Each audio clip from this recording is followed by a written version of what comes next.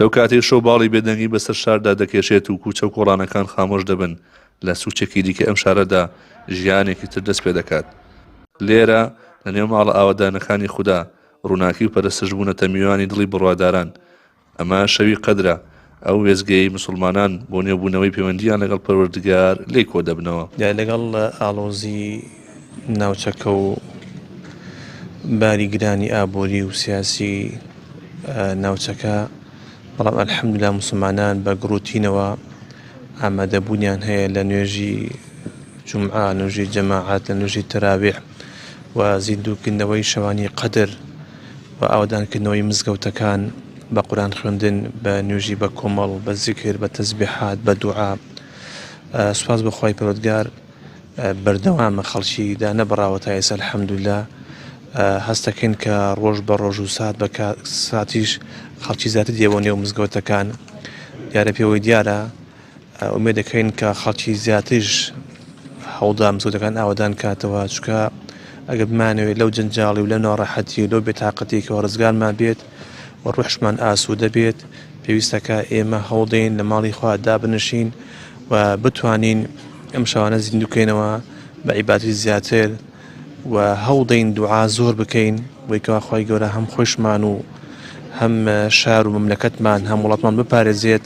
لە سەمسەماڵ هاوشێوەی تەواوی شار و ناوچەکانی دیکەی کوردستان، منداڵ و گەنج و پیر بە ئومێدی ڕازیبوونی خوای میهرەبان هاوشانی شەوە درێژەکانی قەدر بەرزتش و چاکە دەکەن و زەخیرە بۆ دوا ڕۆژیان دەخەن.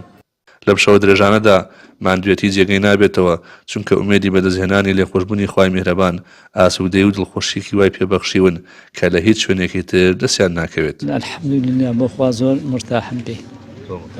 خوا بەزیاد داواکانیم ئەوەیە ئەمە فەرسەتە ناگەڕێتەوە ئەڕاتەوە کۆتای ئێمە بەم تەمەنە کورتەی خۆمان و بە خوا لە خۆمان ڕازیکەن و ئینشەڵا بەشم بۆ تووشی قیامەتێمان خوای گەورە خۆی هەر ئێوە لێمان خۆش بێ. یعنی ئەمە نەشتی بۆماندا ناوە مەگەرێکی خۆی نەوێ بەدڵنیاوە لەگەڵ ئەم ڕۆژگاری جەنجاڵی و خەم و خەفەت و کێش و مشکلەیە، بەڵام خوای گەورە الحەمدولیلا ئەم مانگە پیرۆزەی بۆ فراهەمکردین بە تایبەتی ئەم شەوی قەدرە خوای گەورە کاتێکی بۆ فراهەمکردن چۆنەڵی خوای گەورە لە بیانوێ کە گەڕبووی کەوا لێمان خۆش بێ، بە تایبەتی لەم شەو قەدرانەیە.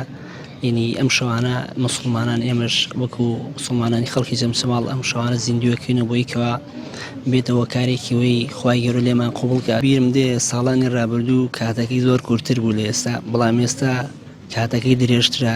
لەگەڵ هاوڕیانیشم جاروایە گەنگەشەی و بابەتاکەین، بەڵام ئەلحەمدولیلا بە حوکمیەوەی ئیمانەکە کاریگەری هەیە بەسەرمانەوە.